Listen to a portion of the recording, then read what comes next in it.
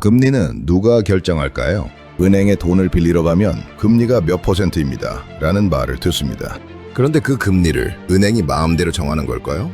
아니면 정부가 정하는 걸까요? 정확하게 말하면 모든 금리를 한 사람이 정하는 것은 아닙니다.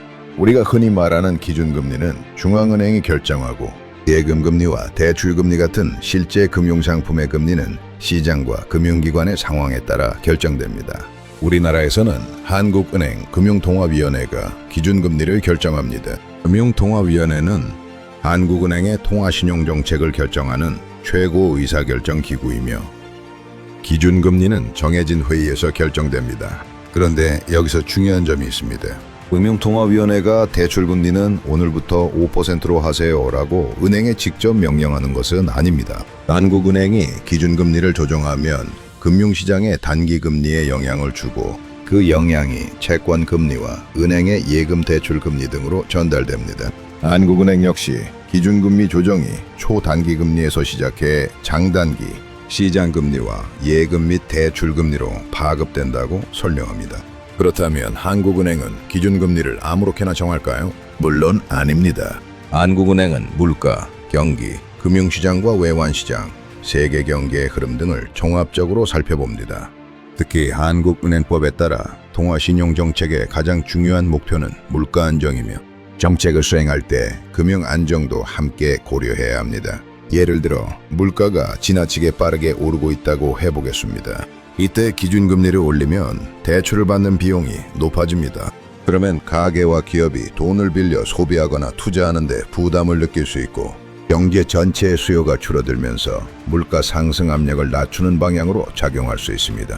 반대로 경기가 크게 위축되어 있다면 금리를 낮추는 선택을 할 수 있습니다. 대출 비용이 낮아지면 소비와 투자를 뒷받침할 수 있기 때문입니다. 하지만 여기에도 문제가 있습니다.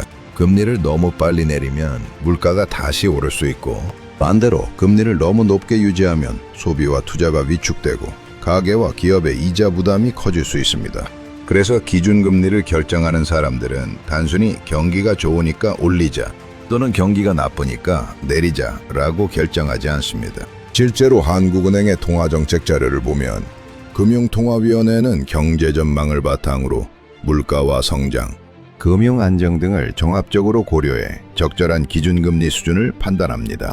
그리고 기준금리가 결정되면 그 영향은 우리 생활까지 내려옵니다. 한국은행 기준금리, 금융시장 금리, 은행 예금 대출금리, 가계와 기업의 소비 투자, 물가와 경기 이렇게 연결되는 겁니다. 결국 금리는 누가 결정하나요? 라는 질문의 답은 조금 복잡합니다. 기준금리는 한국은행 금융통화위원회가 결정하지만 우리가 실제로 만나는 예금금리와 대출금리는 시장의 상황과 은행의 자금 조달, 비용, 위험 등을 반영해 결정됩니다.